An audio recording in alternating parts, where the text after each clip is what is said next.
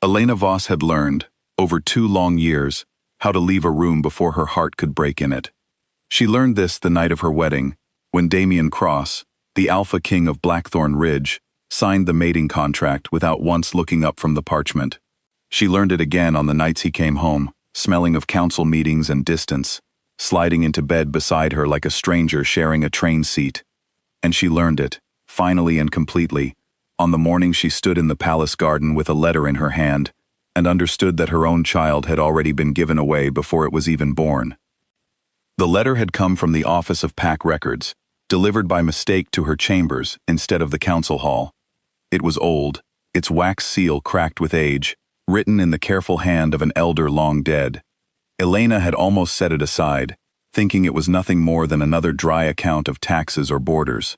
But one line stopped her breath in her throat.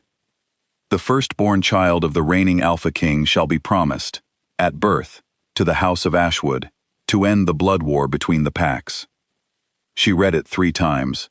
Then she understood why the elders had smiled so strangely at her growing belly during council dinners. Why they had begun speaking, quietly, of arrangements for the child's future education in the Northern Territory.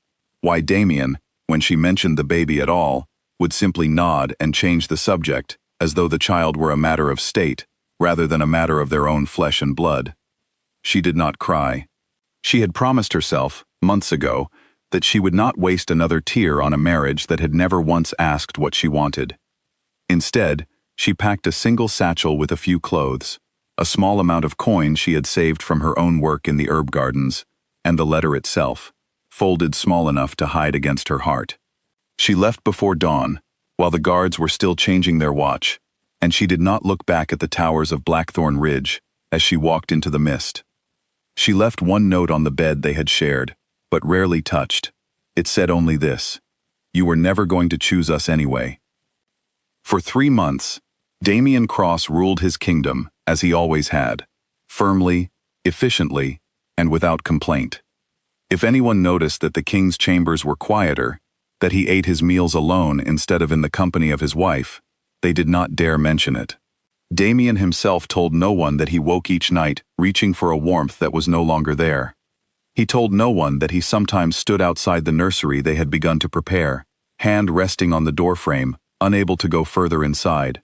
He told himself he was not searching for her. He told himself many things.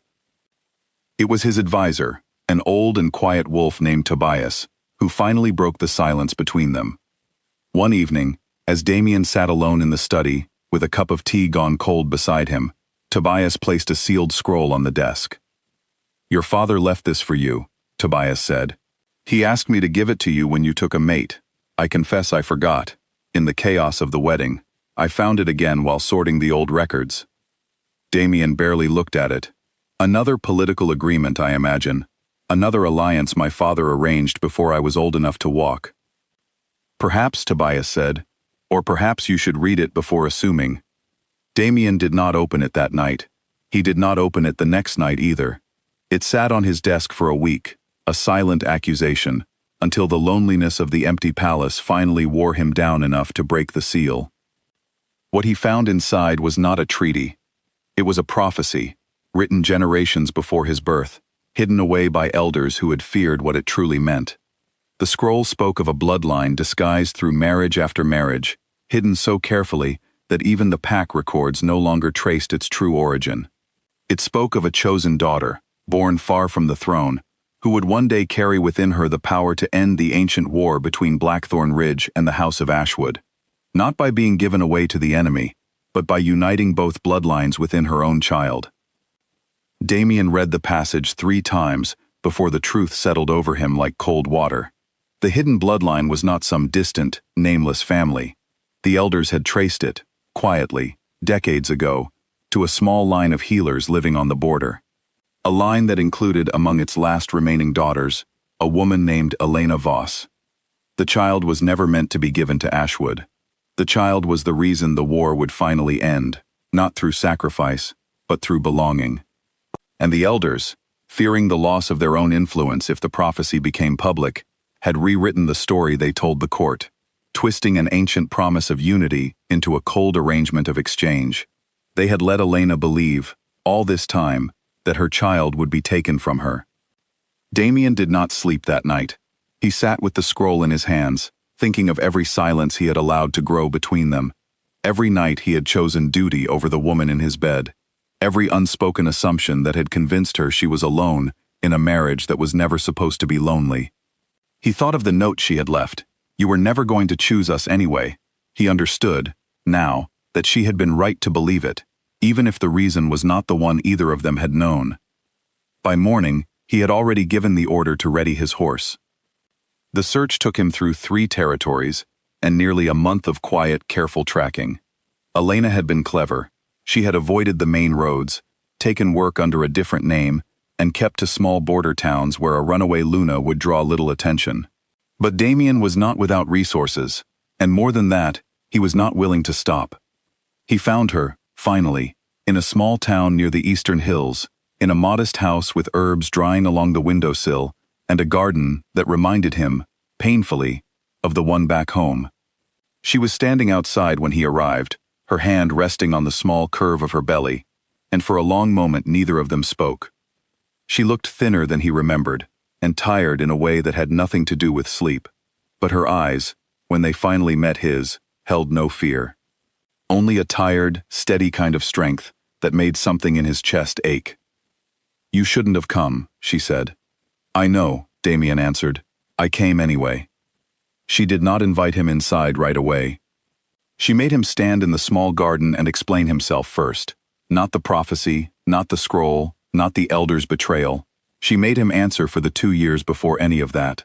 For the meals eaten in silence, for the nights he came home and said nothing of his day, as though she were a piece of furniture rather than a wife. For the moment she told him she was carrying his child, and he had only nodded, already thinking of council matters, already treating the news as one more item to manage, rather than a joy to share. "I built a whole life without you," she said quietly, "and it wasn't happiness, but it was mine. No one telling me what my child would become before it had even taken its first breath." Damien did not defend himself. He had spent the ride here rehearsing what he might say, but standing in front of her now, all his careful words fell away. "I mistook silence for strength," he said finally. "I thought if I gave you space, if I didn't burden you with the weight of the crown, I was protecting you. I didn't understand that space was just another word for absence. I let you carry everything alone because I was too afraid of failing you to try." Elena said nothing for a long moment. The wind moved through the drying herbs, and somewhere down the road, a dog barked twice and went quiet. "And the prophecy?" she finally asked. "Is that why you're really here? Because of what the child means for the kingdom?" "No," Damien said, and his voice did not waver. "I came because I read 100 pages of my father's writing, and none of it mattered half as much as the empty side of my bed. I came because I have spent 3 months remembering every moment I failed to tell you that I loved you, and I could not spend one more day letting that silence stand as the last thing between us." He stepped closer, slow enough that she could step away if she wished. She did not. "The elders lied to both of us," he said. "The prophecy was never about giving our child away. It was about you, Elena. It was always about you. You are not a placeholder in this story.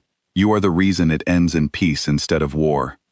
For the first time since he had arrived, Elena's composure cracked, not into tears, but into something softer, something like relief carried on the edge of disbelief. She placed her hand against her belly, and Damien's eyes followed the movement with a tenderness he had never let himself show before. "I don't know if I can simply forgive 2 years in an afternoon," she said. "I'm not asking you to," Damien answered. "I'm asking you to let me try to earn it. However long it takes." She studied him for a long moment, searching his face for the coldness she had grown used to. She did not find it. What she found instead was a man who had ridden 3 territories, not as a king reclaiming what belonged to him, but as a husband finally willing to be seen. It took 2 more days before Elena agreed to return to Blackthorn Ridge, and even then, she made her conditions clear. She would not return as a quiet wife pushed to the edges of the court. She would sit beside him in council. Her voice would matter in decisions that touched her family, her child, her future. Damien agreed to every condition without hesitation, and for the first time in longer than either of them could remember, it felt like they were building something together instead of enduring something apart. The elders who had rewritten the prophecy for their own gain were exposed within weeks of Elena's return. Tobias, who had long suspected something was hidden in the old records, helped uncover the original scrolls, proving beyond doubt that the child had never been meant for exchange. The elders were stripped of their seats on the council, their long hold over the throne's secrets finally broken. Elena did not return to Blackthorn Ridge as a Luna in name only. She returned as the true center of the prophecy, her child recognized not as a bargaining piece between rival packs, but as the promise of an ending long overdue. When her daughter was born, months later, on a quiet evening with rain falling softly against the palace windows, there was no talk of treaties or arrangements. There was only Damien, sitting at the edge of the bed, holding his daughter for the first time, and Elena, watching him with an expression that held far less guardedness than it once had. "She's going to grow up knowing she was never a bargain," Elena said softly, "never something to be traded away." Damien looked up at her, his daughter's small hand curled around his finger. "She's going to grow up knowing she was chosen, not by prophecy, by us." Outside, the war that had shadowed both packs for generations began, slowly, to thaw, not because of an old arrangement written by frightened elders, but because a mother had refused to let her child be reduced to a piece on someone else's board, and a king had finally learned that love could not survive on silence alone. In the years that followed, the people of Blackthorn Ridge would tell the story differently, depending on who was speaking. Some called it the tale of the Luna who walked away without a single tear. Others called it the story of the king who crossed 3 territories to find his family. But Elena, when asked, always gave the same simple answer. It was never a story about a crown, or a war, or a prophecy at all. It was a story about 2 people finally choosing each other, not because the elders demanded it, but because they wanted to. And that, she always said, was the only kind of choosing that had ever truly mattered.